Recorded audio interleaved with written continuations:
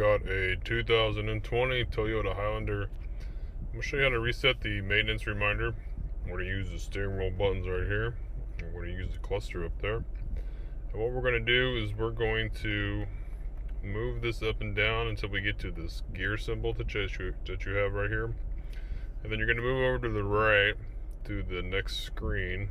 And right here where it's highlighted has a little car, and that gear symbol, we're just going to press and hold OK. It'll give you the vehicle settings. This is the vehicle settings display. Then we're going to go down, and right here it'll say scheduled maintenance, and then press OK to reset. Okay, and then it'll ask you, and you're going to go up and hit OK. And that's how you reset, pretty much like the oil life monitor.